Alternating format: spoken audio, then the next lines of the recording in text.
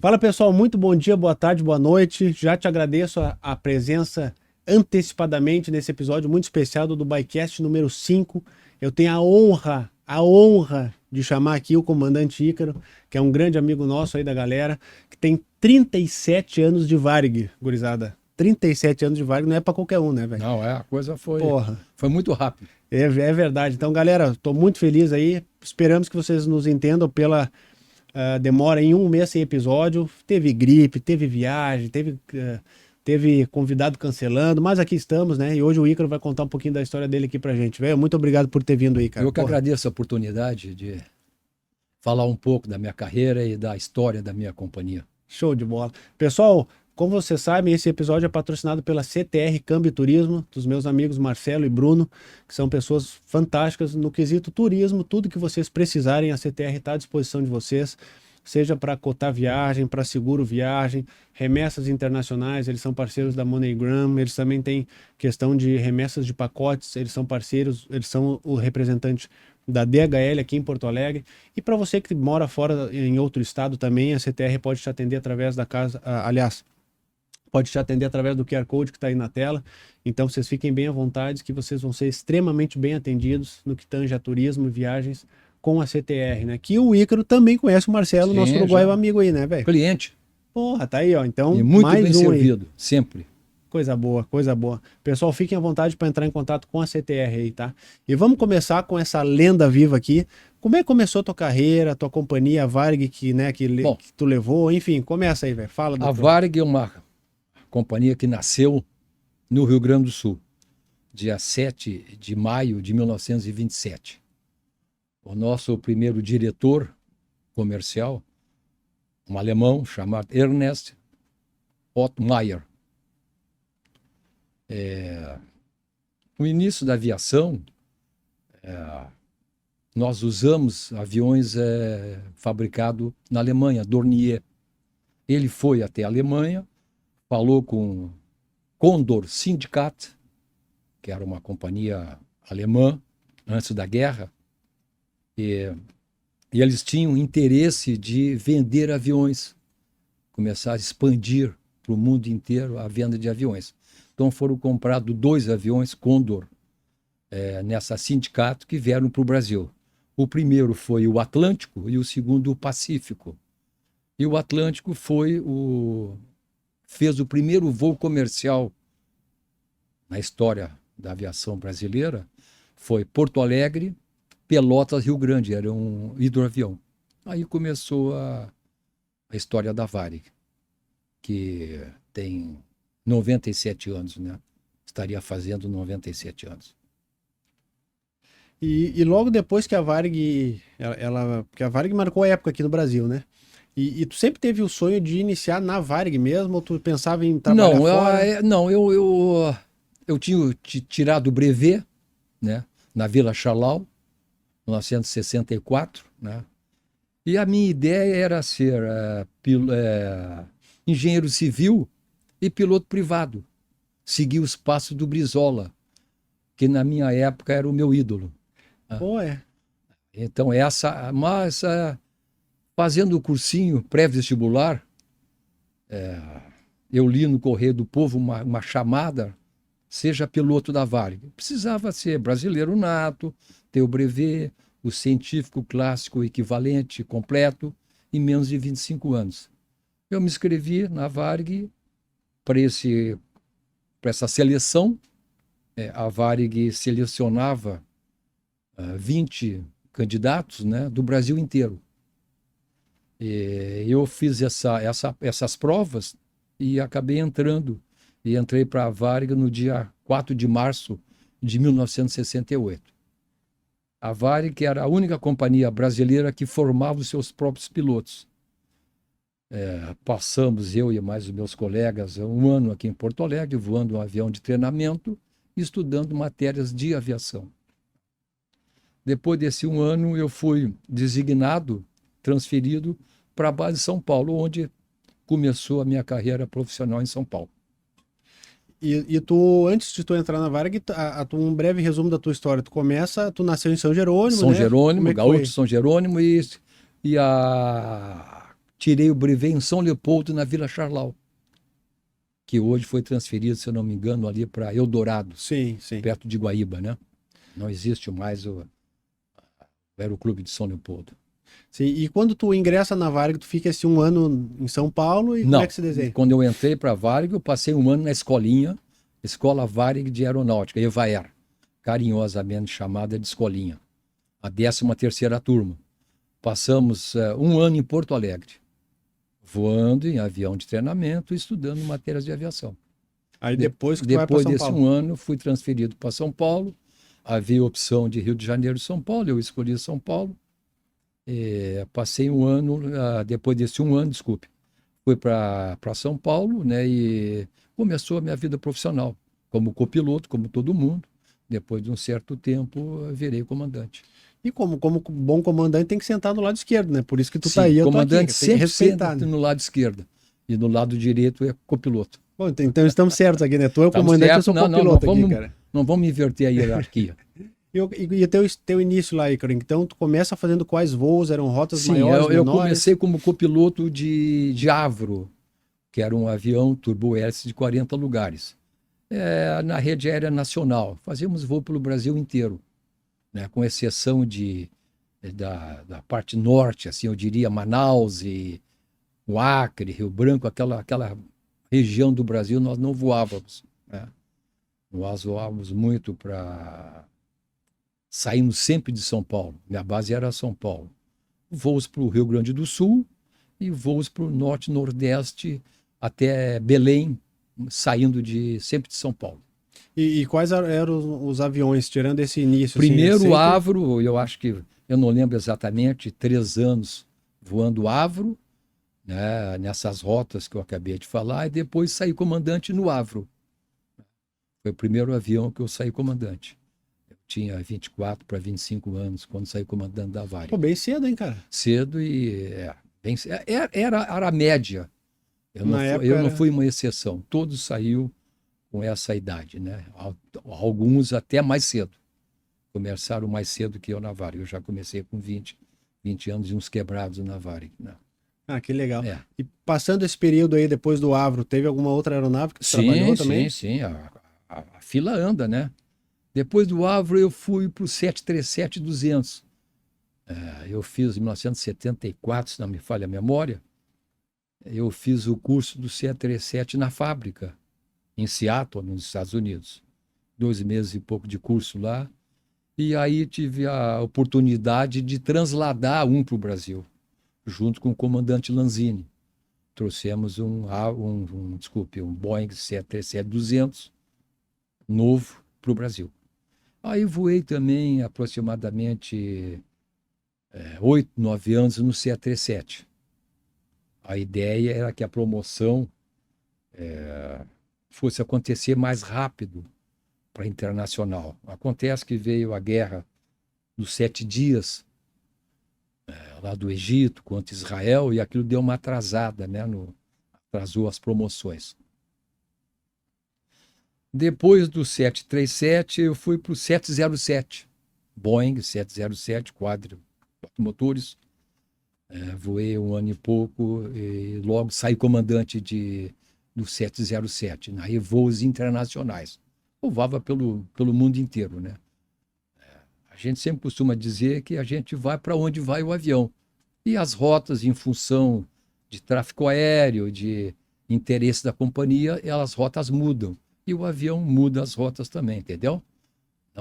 Então E você faz todos os voos.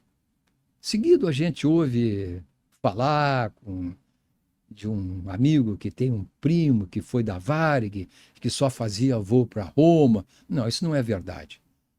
Todos vão para todos os lugares, compreendeu? Há um rodízio na escala de voo.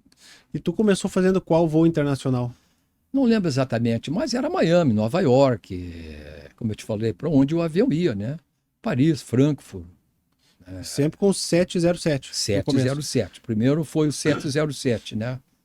Depois eu virei instrutor do 707, instrutor de simulador do 707. Eu tive a oportunidade na minha vida de ser instrutor e e checador em todos os aviões, com exceção do 747, do Boeing 747, porque eu voei muito pouco tempo, chegaram a ser 2 anos. Aí a Varig já estava numa situação delicada financeiramente, foi obrigada a devolver o 747. Mas até lá ainda tem muitos aviões na minha carreira até chegar ao 747.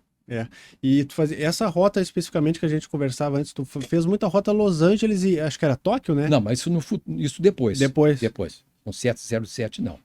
Depois do 707, com a entrada do DC-10, que era um avião maior, o widebody, com a entrada do DC-10 e posteriormente o 747, MD-11, o final do 707 fazíamos muitos voos cargueiros. Aí sim, para Los Angeles e Tóquio.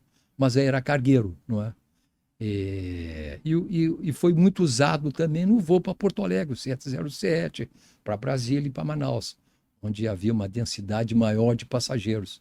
Então se colocava também o 707 nessas rotas. Ô, Ícaro, e eu queria te perguntar também uma coisa assim, pra gente que é passageiro, né, os voos eles praticamente são todos iguais. Sim. Mas pra ti que é comandante, qual a principal diferença entre um voo onde tu leva pessoas, que é um voo comercial, e um voo onde tu leva carga, um voo cargueiro? Qual é a diferença pra ti, piloto? Eu pessoalmente gostava mais do cargueiro. Por quê? Gostava. O cargueiro não tem horário, não tem passageiro, que por vezes incomodam. Tá? Gostava mais do cargueiro. Entra na cabine para tirar foto, aquela Sim, coisa toda. não, isso acabou, né? Infelizmente acabou, né? Depois do dia 11 de setembro, lembra? Fatídico ataque às Torres Gêmeas de Nova York. Até então a companhia incentivava que a tripulação, o comandante, fizesse convite para que os passageiros assistissem, né? A nossa operação no dia a dia, como é que era, para tirar um pouco do medo do passageiro, né? O passageiro imagina, não sei o que imagina exatamente o que passa na cabeça do passageiro, como é que era a atividade na cabine. Muitos achavam que você tinha um alicate, uma chave de fenda na mão e que ia desmontando o avião. Aí quando adentrava na cabine, viu aquela situação, né, de calma, sem estresse dentro da cabine, eles se acalmavam e muitos com certeza perderam o medo de voar. E esse ponto que tu toca aí sobre o medo de voar é uma coisa bem interessante, porque muitas pessoas, mesmo passageiros frequentes, eles acabam tendo medo, né? Principalmente quando o avião sobe ali, que ele dá uma baixadinha, aquela coisa. Existe um risco real, assim? É muito pequeno, né? Qual é a tua... de voar, de ter algum problema, acidente? Não. Eu, desses 20 colegas que entramos na Varig, que eu te falei, no dia 4 de março de 1968, eu só perdi um colega de Bagé, comandante Carneiro, num acidente em Abidjan com 707. E qual foi a causa, te lembra? A causa foi um alarme de fogo depois da decolagem. E no retorno para a pista acabou caindo e matou, me parece que só sobreviveu um passageiro. Mas graças a Deus, um só, né? Um só, não é um número muito grande. Né? Para te ver, a grande maioria foi em acidente de carro. E agora, no futuro, com a idade chegando, a doença, evidentemente, né? Sim. E tu sabe que tem uma estatística, né? Tu tem muito mais chances de ter um acidente de carro ao longo da tua vida do que propriamente um de avião, né? Sim. Milhões de chances. Mesmo porque tem muito mais automóveis que avião, né? Se tivesse o mesmo número de aviões e de automóvel, eu não sei te responder como é que seria, sabe? Não, e tem também a questão do controle, né? Porque quando tu tá no controle do veículo, é muito mais fácil tu tomar uma decisão errada, né? E no avião tem uma série de procedimentos. Sim, né? o avião Tem que informar você, para chegar a um comando, a nível de comando, tu passa por uma instrução rigorosa, não é? E não aconteceu na minha turma, mas acontece de muitos não saírem do comandante. Ficam no meio do caminho, entendeu? Tem também questão de exame psicológico, essas coisas todas. Sim, aí, isso né? É para entrar, né? Para a companhia faz uma e é periódico de exames isso? E depois de 6 meses, nós, em função da idade, se faz um exame de saúde de 6 em 6 meses, né? E tu sabe, ô Ícaro, tem também aquelas falácias, né, que se sai na internet, essas coisas assim, muitas delas, algumas são verdades, outras não. É verdade que, por exemplo, o piloto e o copiloto ele tem que ter alimentos diferentes para o caso de um estar Sim, envenenado, é verdade isso? É isso aí, mas na prática não ocorre isso, viu? Na prática não ocorre, né? Os dois comem a mesma refeição Sim, e tá sim, tranquilo. E já teve algum caso que tu Não, que eu possa, saiba, tudo não. certinho assim? Não, muito menos na Varig, né? Show de bola, coisa boa. A Varig era uma companhia excelente. Infelizmente acabou, né? Chegou a ser uma das 20 maiores do mundo. Sabe que muitas pessoas relatam o sonho de querer voar na primeira classe da Varig, de que voar a Varig não era só simplesmente um transporte, mas uma experiência, né, cara? Sim, era um festival gastronômico a primeira classe da Varig, né? Era uma coisa, ela conhecida no mundo, justamente um dos fatores, além da segurança, né? Da atenção que os comissários tinham com os passageiros, o serviço de bordo da Varig era um dos melhores do mundo, né? Na época. Infelizmente acabou. E como é que foi a tua transição depois, né? Porque tu sai dos dos voos comerciais e depois tu vai trabalhar nos voos cargueiros no final depois, né? Como é que foi Se não, isso? depois que eu aposentei na Varig, eu fui voar na Varig Log, companhia de carga, por 2 anos e pouco, que também quebrou. Mas aí eu já estava aposentado, né? Eu não diria que todos, mas uma parte de comandantes e tripulantes acabam na aviação cargueira, né? Depois se aposentam na comercial e acabam na cargueira. Não são todos, evidentemente, mas um número significante de tripulantes acabam na aviação cargueira. Nessa transição, depois tu sentiu falta desse toque aí que tu tem com o público, essa coisa aí, se chegou a sentir ou Não, não? Não, muito. porque na aviação comercial o comandante não tem muito contato com o público, né? Ele fica lá na frente, né? E quem tem contato com o público são os comissários, né? Nós ficamos lá na frente fazendo o nosso serviço, né? E que não temos contato. E até quando não queremos ter contato com o passageiro. Os problemas lá da cabine ficam lá atrás com os passageiros, compreende? É troca de assento, duplicidade de assento, e eu comprei na janela e agora o meu assento está no corredor. Isso aí não. O bom comissário, o chefe de equipe, não traz esse problema para nós lá na frente, né? Isso não é problema nosso. O nosso problema é cuidar da segurança do voo, levar o passageiro de A para B com segurança. E era o target da companhia. Primeiro, a segurança do passageiro, sempre, sempre, sempre. Depois, o conforto. E depois, a economia de combustível. Esses são os 3 pilares que a Varig se pegou a vida inteira. E dentro desses 3 pilares aí, a segurança foi algo muito importante, né? Por óbvio, é o mais importante, eu Sim, acredito que num voo, né? é o mais Tu importante. chegou a ter algum incidente? Não digo acidente, graças a Deus, não, mas Sim, algum incidente? Sim, como é que tive um foi? incidente que beirou um acidente único Como é que foi? em Cascais, desculpe, em Lisboa, no aeroporto internacional de Lisboa, né? Fazendo um voo de MD-11 para lá, para Lisboa. O primeiro oficial pediu para que pousasse lá, e sempre, já aproveitando, há um clima de camaradagem. Os copilotos operam tanto quanto o comandante.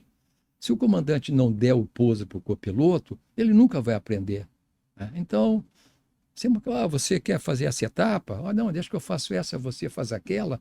Evidentemente, quando o clima está numa situação mais adversa, o comandante acaba fazendo aquele pouso.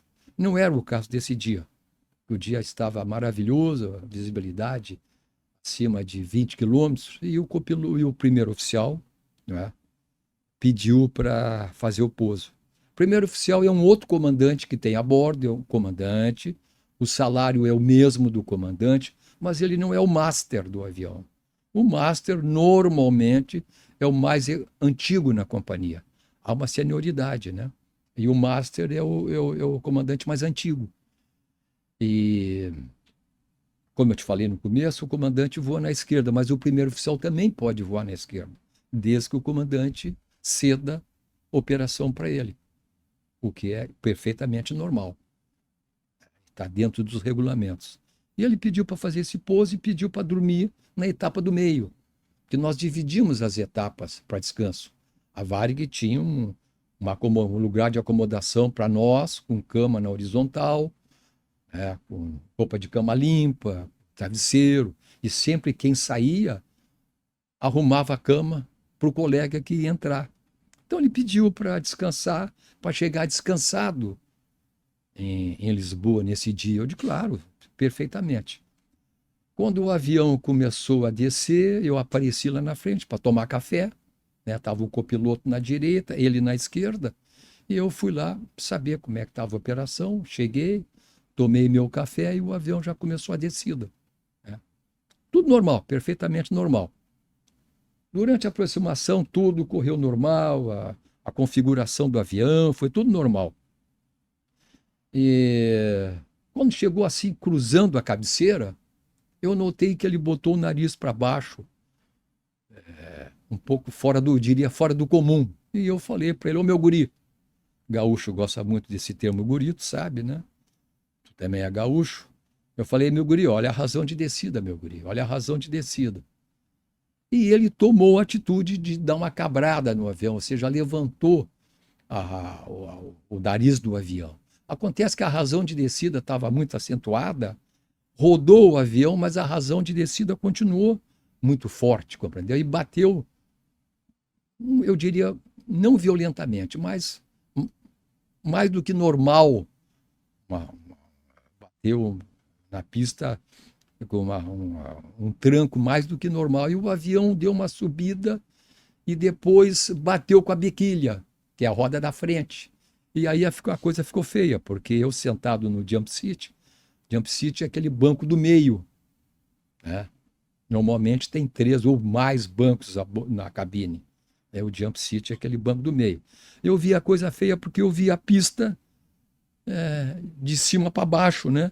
Eu digo, agora quebra essa biquilha, esse avião enterra o nariz na pista e a coisa fica feia. Aí eu gritei para ele arremeter. E ele arremeteu, né? Ficou nervoso, evidentemente, arremeteu. Aí eu sentei na esquerda, ele estava muito nervoso, não tinha condições de fazer o pouso. Eu sentei e fiz o pouso normal e não aconteceu nada. Pedi para a companhia, sempre que acontece uma situação dessa, chama-se um hard land, né? Pedi para telefonei para a companhia, disse que tinha acontecido, e se faz uma vistoria no avião, né? Depois do pouso, para ver se tem algum dano. Não teve nada, o voo continua normal para Madrid, sem nenhum problema. Foi a única situação. Fora isso, num voo de 737 de Belo Horizonte para Vitória, eu tive que desligar o motor. A gente na aviação fala cortar o motor.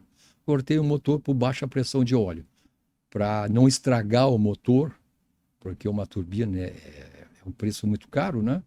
Então, devido ao vazamento de óleo, eu desliguei o motor e posei em Vitória com outro motor sem problema nenhum. Evidentemente que a gente chama o equipamento de terra para dar um apoio, né? Para uma eventual emergência, que não ocorreu, graças a Deus.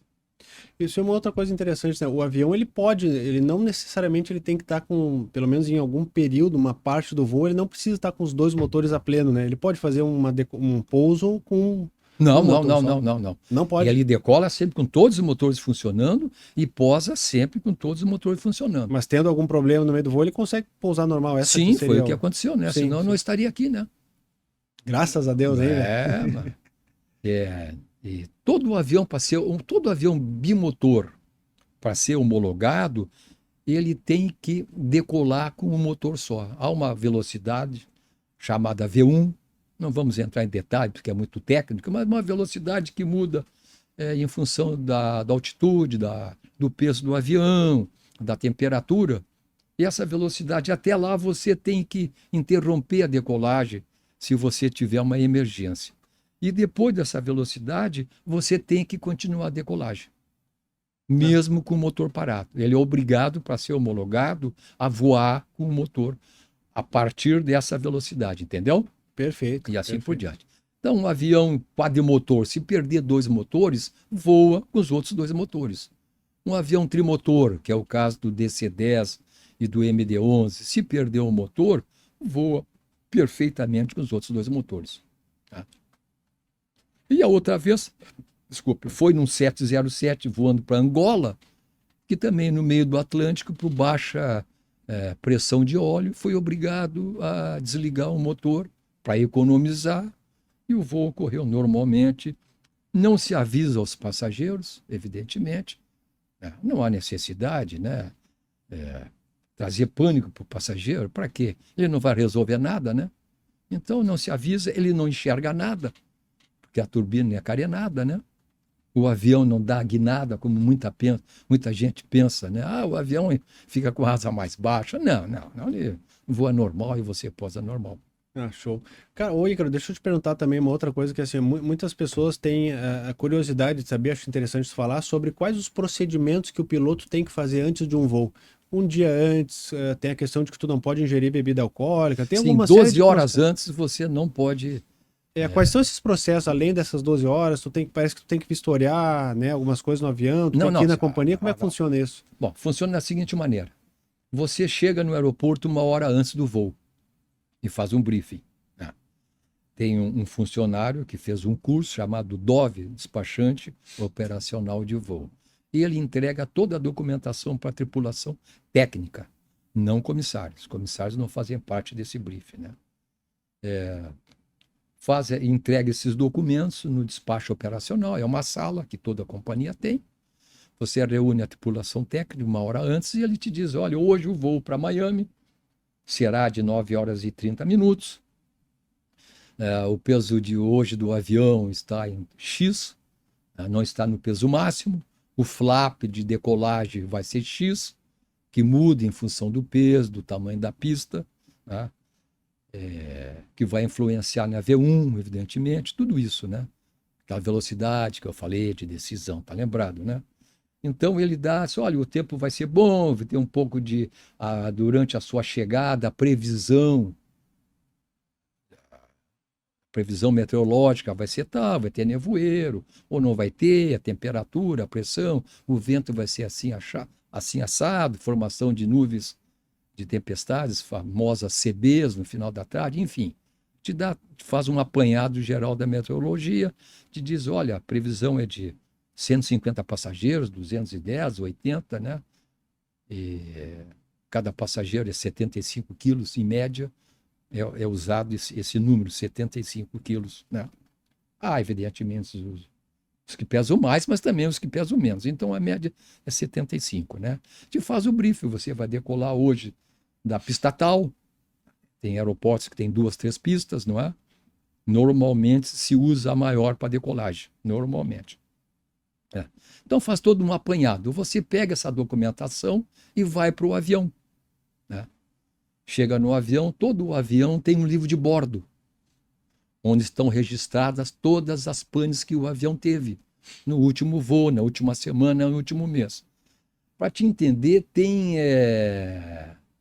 panes no avião que não impede a decolagem.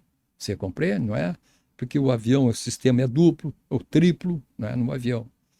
E tem panes que impedem uma decolagem. Por exemplo, o limpador de para-brisa, uma coisa tão simples. Né? Se a previsão de chuva no destino, o avião não pode sair com um limpador de para-brisa, uma coisa tão simples, não é? Inoperante. Então, isso tudo é registrado nesse livro de bordo. Você olha o livro de bordo, não tendo nada que impeça a sua decolagem, não é? Esse livro, a manutenção, evidentemente, tem um inspetor que assina. Né? No final do voo, se reporta o que se viu não de emergência, mas de sistemas que não estão operando corretamente, a temperatura de uma cabine lá da primeira classe não está se conseguindo manter a temperatura, digamos, em 24 graus, ela está disparando para 28, está caindo para 20. Aí você reporta no livro de bordo. E uma série, você viu que um pneu já está ficando careca, né? Que nem de carro, né? O pneu do avião aguenta um X número de recapagem, né? Se vê as ranhuras, se não teve vazamento no amortecedor, tudo isso quem faz é o copiloto. Então, quando chega na cabine, pega o livro de bordo, o comandante fica fazendo as tarefas dele e o copiloto vai dar uma volta, desce e vai ver se não teve nenhum caminhão que durante o abastecimento bateu na asa do avião, na carenagem, se as palhetas das turbinas, né, do fã estão todas, se na última decolagem, no último pouso, não pegou nenhum pássaro, não danificou. Tudo isso é responsabilidade do copiloto. Ele vai lá, desce, faz o cheque, de noite, evidentemente, com uma lanterna, superfície, volta e vai fazer a parte dele. Independente da condição climática, tá chovendo, faz Ele vai de capa. Vai. Sim, tem que ir, né? Porque nesse dia pode ter pego um urubu. Pássaro, uma coisa assim. Aí, bom, você perguntou, agora eu vou ter que falar até o fim. Mas é uma honra te ouvir aqui, cara. Porra. Aí, você faz um checklist.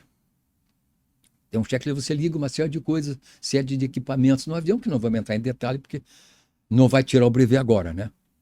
Não dá para tirar o brevet agora. É só para a audiência ter uma ideia. Então, você vai fazer uma série de cheques e quando tiver tudo pronto, checou o combustível, tá tudo ok, você pede um checklist, o pre-flight checklist. Você lê, sempre tem que ser lido. Por mais que você conheça o avião, por mais que você seja voado, você tem que fazer um checklist lido. Porque já teve casos em que você comeu um item importante e isso pode acarretar um acidente lá adiante, né? Então você lê o checklist,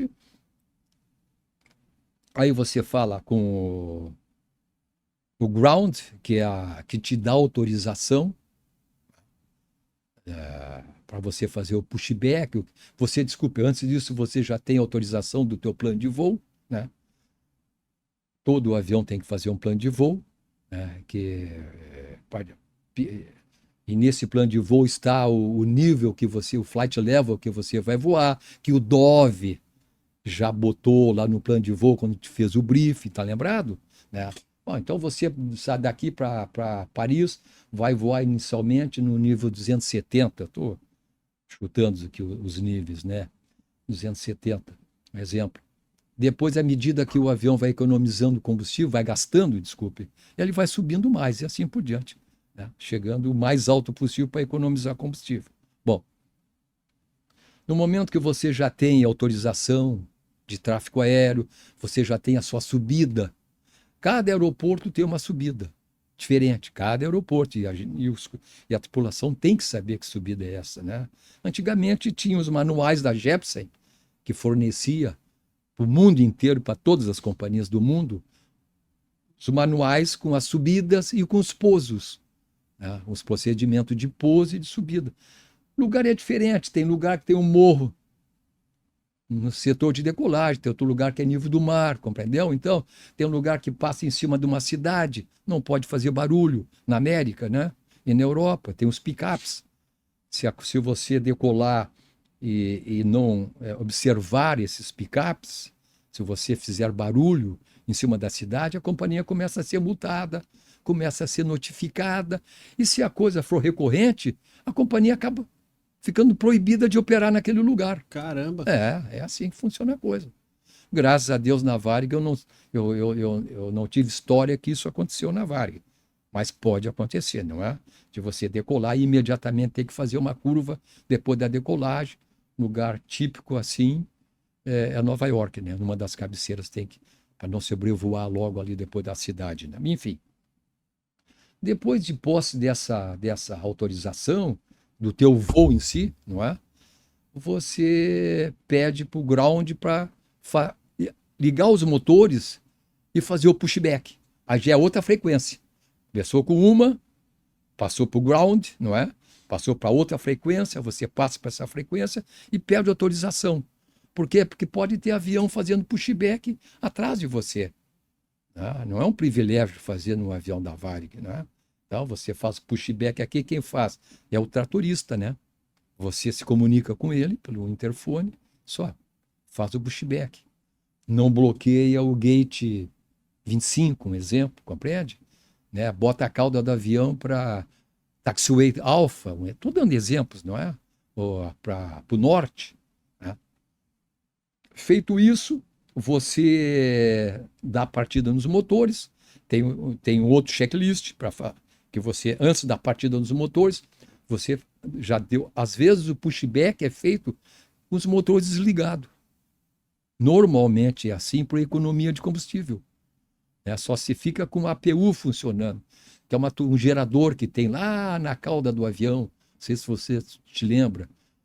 Lá na cauda do avião tem um gerador que fica sempre funcionando, porque é muito mais econômico que os motores. Você não pode ficar com os motores funcionando no gate, né? Porque tem gente carregando a mala, pode ser sugado, já aconteceu, da turbina sugar, né? Aconteceu no voo da Cruzeiro, o avião, desculpe, da Cruzeiro, lá no Galeão, sugar o mecânico, o inspetor. E ele perdeu os braços, né? Caramba! E depois voltou a trabalhar com braços mecânicos. É amor pela profissão. Até o fim da vida. Então é isso aí. Feito o pushback, ou se o motor já é estacionado, durante o pushback, você aciona os motores, aí você pede para iniciar o táxi. Tem o outro checklist durante o táxi, né? Tu vê que já tem 3, 4 checklists até aí. Né? Checa outras coisas que você não checou antes, mesmo pro flap. Você só dá quando inicia o checklist. Enfim, não vamos entrar nesses detalhes assim.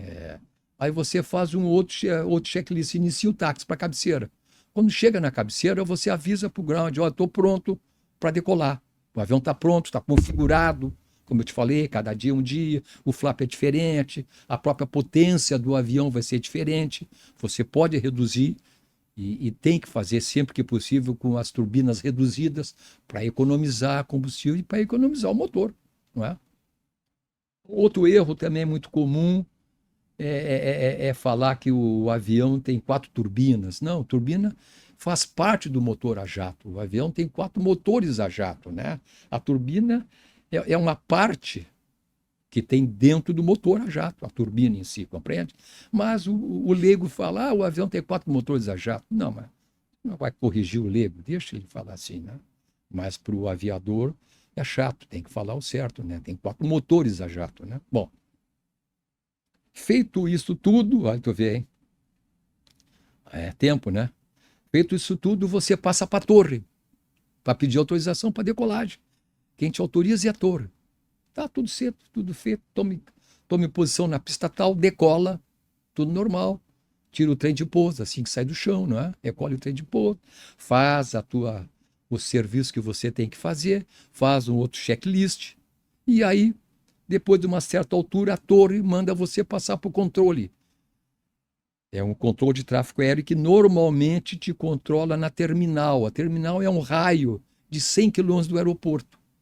Tanto na chegada como na saída, quem toma conta de ti ali é o controle de tráfego aéreo. Aí o controle te controla até uma altitude X e te passa para o centro. O centro, que é o centro daquela região, que no Brasil, agora eu não lembro exatamente, tem 4 ou 5 centros. Um que é oceânico, que pega ali de Recife quase até Dakar, né? Próximo a Dakar, um aqui da região sul, que pega todo o sul do Brasil, quase até a Argentina, e assim por diante, né? Então, à medida que você vai voando já em voo de cruzeiro, o centro fala, agora passa para o centro Brasília, um exemplo. Você passa para o centro Brasília, outra frequência. Depois, fala para o centro Recife. E assim vai indo, né? E quando desce é a mesma coisa. Primeiro com o centro, pede a descida, depois para o controle, depois para a torre, para pousar com a torre, é o inverso da decolagem, evidentemente, depois para o ground, e aí corta os motores, faz um outro checklist, depois do pouso, enfim. Para entregar para o próximo piloto que vai, próximo comandante. Escreve no livro de bordo, tudo que tem que... Né? Não, cara, eu acho fantástico falar isso aí, porque para nós aqui, que somos passageiros, né, tu na condição de comandante é diferente, mas para nós a gente não tem nem noção da quantidade de... o passageiro, por exemplo, ele fica muito irritado e... de uma certa forma com razão, porque o passageiro, ele compra uma passagem, ele não quer saber os problemas da companhia. Não é problema dele, não é? Ele quer de A para B com segurança e quer que a mala chegue lá, não é? É muito importante que a mala chegue. É muito triste, é um sabor muito grande o passageiro chegar e não dar a mala, né? Isso aí é um incômodo terrível para o passageiro. E quer que chegue no horário o avião e que saia no horário, mas ele não sabe o que acontece em muitas coisas. Um passageiro, por exemplo, que despacha a mala e que não aparece para o voo, fica bebendo. Isso acontece seguido, muito mais seguido do que os passageiros possam imaginar. Fica bebendo, né? E perde o voo, não embarca. A mala daquele passageiro que não embarca tem que ser retirada. Tu imagina um avião com 300 passageiros, 600 malas. A mala dele não vai ser a primeira do porão, não é? Quantas malas tem que tirar para achar a mala do sujeito que se perdeu? Né? Isso dá um atraso grande, às vezes. E você atrasando, você perde o teu nível, aquele plano de voo que foi feito uma hora antes, tal, você vai decolar e vai voar no nível 270, né, aerovia tal, e depois você vai para 310, enfim, tá? Você perde porque outra companhia pega o teu nível. Depois de meia hora, se você não der jeito na vida, não decolar, a outra companhia que está atrás pega o teu plano. O que isso acarreta? Você voar mais baixo, gastando combustível e, por vezes, tem que pousar num aeroporto intermediário. Olha o transtorno que uma mala acarreta. Você posa para a Europa, por exemplo, em Gran Canária, Las Palmas, não é? Ou em Tenerife, ou em Lanzarote, seja onde for. Né? Pousar para abastecer, para poder chegar em Paris, para poder chegar em Londres e assim por diante. Tudo por causa de um bêbado que deixou uma mala lá, né, cara? Tô vendo, né? Por isso que a gente bebe pouco, né? E quando a gente bebe, ele não vai viajar, né, velho? Não vai viajar. E muito menos 12 horas antes do voo. Exatamente. Pessoal, voltamos em 30 segundos com o anúncio da máscara de ferro, esse espumante maravilhoso que nós vamos dar de presente pro nosso amigo aqui. Já voltamos aí.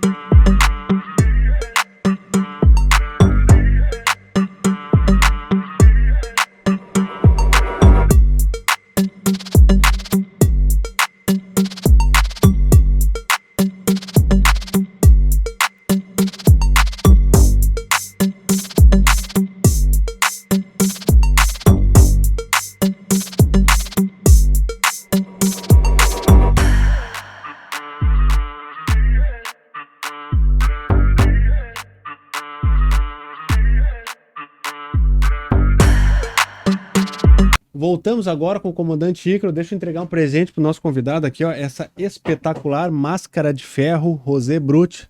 Ícaro, já provei e aí? E recomendo. É mesmo? Do nosso amigo Fabiano. Que isso, cara? Isso é maravilhosa. É uma honra muito grande receber um presente desses aqui. Valioso, diga-se de passagem. Muito obrigado, viu? Fico honrado. Eu esperava que fosse uma caixa, mas me contento com essa garrafa aqui. Tá ótimo, né? Pessoal, para vocês aí que estão assistindo esse podcast, quer comprar a sua caixa, né? Não garrafa, né? Tem cupom de desconto do BuyCash no site www.mascaradeferro.com ou .com.br. Agora já não lembro mais, mas vai aparecer aí na tela, tá? Então vocês podem adquirir essa maravilhosa máscara de ferro. Muito bonita, ótima, e o design muito bonito da garrafa também. Tá aí, ó. O convidado já falou por si, não preciso nem eu dizer, né? Espetacular, máscara de ferro. Muito obrigado, Fabiano, aí pelo presente. O Ícaro vai gostar. Obrigado, Fabiano. Que já conhece, vai gostar com certeza, né? Ícaro, e a tua vida pós-Varig? Depois que tu trabalha na Varig Law, quais são os teus hobbies? É interessante, porque eu sempre tive um hobby na vida. E talvez esse hobby é que tenha me mantido assim ativo, não é? Uma saúde boa, graças a Deus. Eu sempre gostei muito de velejar. Há muitos e muitos anos que eu tenho barco à vela. Começou em São Paulo, com um barquinho pequenininho na represa. Até foi interessante, tem uma passagem interessante. Um dia eu fui velejar com a dona Vera, que na época era minha namorada, e topava velejar, né? Hoje é casada, não veleja mais comigo. É muito perigoso. Mas na época ela foi velejar comigo na represa Guarapiranga, um dia, eu lembro até hoje, um dia frio, e ela toda arrumadinha, né, namorada, né? E eu virei o barco na represa. Bah. E estava um frio terrível e eu achei que alguém do clube fosse nos resgatar, mas não apareceu esse. E eu vi, como toda represa, daqui um pouco o vento te leva para uma margem, né? Não teve nenhum perigo, a não ser o frio e a bolsa dela de grife que molhou. Até hoje ela não te perdoou, Não, né? até hoje eu tenho que comprar uma bolsa. Aproveita, velho, manda um alô aí pra Verinha, pro teu filho, pra galera Ô, aí. Vera, nós nos conhecemos na Varig, a Vera era a comissária, e foi uma sorte muito grande ter conhecido a Varig, a Vera, desculpe. Uma excelente dona de casa, uma mulher espetacular. Estamos juntos há 45 anos, casados e fora o rolo de namoro. E fora o filho que eu conheço, né? Tu tem mais 2 filhas também, Sim, né? a minha família, eu tenho 3 filhos. O Felipe, que é comandante da Gol, né, que mora aqui em Porto Alegre, é base de São Paulo e mora em Porto Alegre. Esse foi um dos motivos pelo qual eu saí de São Paulo há 6, 7 anos e me mudei para Porto Alegre para ficar perto do meu filho, do Felipe. Fazer um churrasco, comer uma pizza, que normalmente sou eu que pago, viu? Ah, é? Ele não Eu, paga? aposentado, Porra. tenho que pagar a pizza para ele, que é comandante da Gol. Chorão. E as outras 2 filhas gêmeas, Tatiana e Fernanda, moram na Bélgica, na Antuérpia, né? Lá eu tenho 3 netos, Nina, de 13 anos, Iste, de 9 anos, Colorado, a Hazel, de 5 para 6, e aqui em Porto Alegre, também um dos motivos foi para ficarmos perto do Arthur, que é o nosso neto aqui de Porto Alegre, filho do Felipe, tem 2 anos, que nos enche muito de alegria. E os teus ex-colegas de Varig, esse pessoal, tu tem contato com alguns deles ou não? A Sim, maioria? nós temos, como eu te falei, infelizmente 2 ou 3 morreram de carro, né? Meu compadre Paulo Rena Lamas morreu de carro, no acidente de Curitiba para São Paulo. E 2, 3 dias atrás perdi um grande colega, amigo meu também, comandante Cabral Neto, de doença. Enfim. E nós temos contato com uma turma, nem com os colegas lá no Bracuí, em Angra dos Reis, um condomínio onde eu tive casa até o ano passado. Tu, Guilherme, me desse a honra de me visitar. Fui lá para comer sanduíche, né? Achei que fosse ser recebido com churrasco. A crise, né? Mas enfim, Aposentado, é isso que... comi pão com mortadela, mas tudo bem, né? Vamos lá. Lá nesse condomínio em Angra dos Reis, nós éramos 28 comandantes, todos velejadores. Com o fim da Varig em 2006, os mais novos, na faixa de 40 a 45, foram procurar emprego, evidentemente, com filho para criar, contas para pagar. Então ficamos lá hoje, eu acredito que estamos em 8 ou 10, de 8 a 10 comandantes velejadores. O único que era lancheiro, comandante Sorrentino, infelizmente nos deixou de Covid há um ano atrás, aproximadamente. E me diz uma coisa, cara, hoje pra tu, como hobby, como assim, se tu quiser, hoje tu não pode pilotar nenhum avião, né? Não. Hoje não. E não Nem sente quero. vontade? Não. Tive avião, eu tive um Cessna 172, a minha lua de mel eu fiz com a Vera no meu avião, saindo daqui de São Leopoldo. Me parece que eu fui para, eu não lembro exatamente, já faz muito tempo, eu fui para Capão da Canoa, fiquei 2 ou 3 dias, melhorou o tempo, eu fui para não é Araranguá, bom, eu não lembro, em Santa Catarina agora, é um lugar em Tubarão, né? Lá tinha pista, fiquei lá na praia em Tubarão, na cidade ali, uma praia que tem perto de Tubarão, né? Fiquei 2, 3 dias, o tempo melhorou, eu fui para Florianópolis, depois eu fui para Itajaí, Iguape, Praia Grande em São Paulo e Campo de Marte, onde ficava o avião. Depois foi ficando muito caro, a turma, nós éramos, alguns comandantes tinham avião, nós combinávamos passeio, vamos para tal lugar esse fim de semana, nós vimos com 2, 3 aviões, foi ficando caro, a turma foi se desfazendo e eu também, e aí a parte de aviação minha, de hobby, acabou, né? Aí eu, como te falei, sempre tive veleiro, o tamanho dos veleiros foram aumentando, e as contas com veleiro também. E hoje eu tenho um Fest 345, é um 34 pés e meio, lá no Bracuí. Antes ficava na minha casa, hoje fica na Marina. Eu tenho um apartamento alugado, né, e o barco fica na Marina e pago, evidentemente, a vaga do barco na Marina. Espero poder andar nesse barco novamente, né? Porque da primeira vez lá não... Tempinho e meia boca, né? Mas tudo Bom, bem, mas né? aí não é culpa do entrevistado, né? Eu ainda não tenho esse poder de mudar o tempo. Mas tu sabe, evidentemente, que o apartamento estará sempre de porta aberta para ti e para todos os amigos, né? Eu sempre gostei de muita festa, né? A minha casa sempre estava cheia. E tive oportunidade já de 2 vezes atravessar o Oceano Atlântico. Uma outra vez com o comandante Guillermo, aprendi muito com ele, né? Foi num barco de 40 pés, um Bavária, e agora recentemente com meu grande amigo, o comandante Flávio Porto. Viemos em 4, de Les Sables d'Olonne até Salvador. A ideia era trazer o barco de Salvador para Angra, o barco no momento está em Angra. Mas nós já estávamos cansados, aí pedimos para um rapaz, um skipper, trazer de Salvador para o Bracuí. Nós agora vamos para Angra, dia 24 e 25 de setembro, buscar o barco aqui para Porto Alegre. E daqui o barco, em princípio, não sai mais. Deixa eu aproveitar de fazer essa pergunta. Como foi essa travessia de oceano, cara? Quais são as coisas boas, as ruins? Como é que é a parte mais complicada de tu olhar pra cara do cara 24 horas por dia? Talvez o Enfim. mais difícil seja isso, o convívio.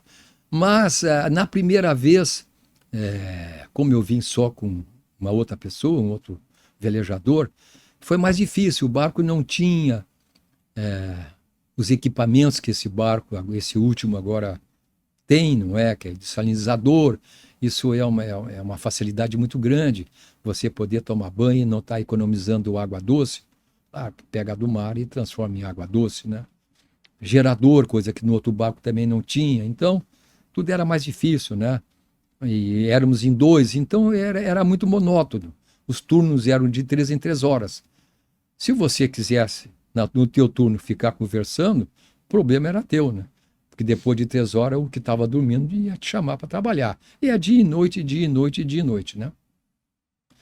Dessa vez viemos em 4, um skipper francês, que fala português, que mora no Rio de Janeiro, que eu já conheço ele há 30 anos, e o Flávio, que é gaúcho, e o outro colega nosso amigo, Manfredo, que é, eu diria que quase que profissional, um velejador profissional, e aprendemos muito com o skipper e com o Manfredo, né? E o Flávio viemos mais de passageiro, tomando chimarrão e cerveja no almoço e um vinho à noite. Vinho, evidentemente, francês, né? Que ruim, né? Que ruim essa travessia. Foi um sacrifício muito grande. Jogando conversa fora, não teve nenhum perrengue, o clima de camaradagem imperou durante os 27 dias de mar. Total, a viagem deu 30 e poucos dias, mas de mar deu 27 dias. Saímos de Les Sables d'Olonne, muito frio, uma camada fina de gelo em cima do barco. A ideia era irmos 4 dias de velejada até Cascais, em Portugal. Hoje a meteorologia é muito fácil de prever com a internet, né? O barco tinha internet a bordo. Nós vimos que as condições no Cabo Finisterre estavam ruins as condições. Aí optamos por entrar em Viveiro, na Espanha.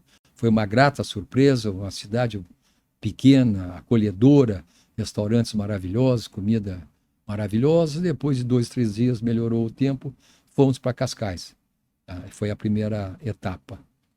A segunda, desculpe. Em Cascais passamos 2 dias, fomos para Gran Canária, tempo maravilhoso, 5 dias, Gran Canária 2 dias, de Gran Canária a Cabo Verde, foram 6 dias, também tempo bom, e de Cabo Verde para Salvador, 12 dias. Foi o maior trajeto sem avistar terra, sem ver nada, né? E o pior mau tempo que nós tivemos foi já próximo a Fernando Noronha, não paramos em Fernando Noronha. Passamos ao largo e logo depois teve uma formação pesada, chuva e raio, mas nada demais. Nada que afetasse a segurança. Foi mais para lavar o barco. Ah, coisa boa. E, Ícaro, uma outra pergunta que eu vou te fazer, quando eu postei lá, a galera perguntou assim, para te fazer algumas perguntas. Uma delas é o seguinte: por que dentro do avião é tão frio nesses voos internacionais, o ar-condicionado é tão gelado? É de propósito. É? Para que os passageiros fiquem quietos. Para não encher o saco do comandante. Mais ou menos isso. Porque senão, se for calor, eles começam a caminhar para cima e para baixo, compreendeu? Ainda mais se tiver criança. Um voo para Orlando, tu não tem ideia o que é. Antigamente, que a porta ficava aberta, aquele era um parque de diversões, não entendendo? Então, por isso que se deixa um pouco mais fria para dar um sono e a turma ficar mais quieta, dormir, né? Botar um cobertorzinho. E não encher o saco do comandante, né, cara? Do comandante não, né? Mais dos comissários, né? Quem tem contato, como eu te falei no começo da entrevista, são os comissários, né? A gente não tem contato com o passageiro. Aproveitando também aqui para mandar um abraço para o nosso querido amigo em comum, Flávio Porto, que nos apresentou essa lenda aqui, né? E o Flávio, eu agradeço muito e eternamente serei agradecido essa oportunidade, essa segunda travessia, né? Tive a oportunidade também de ir até Fort Lauderdale, nos Estados Unidos, ajudando um amigo a levar o barco do Caribe para lá.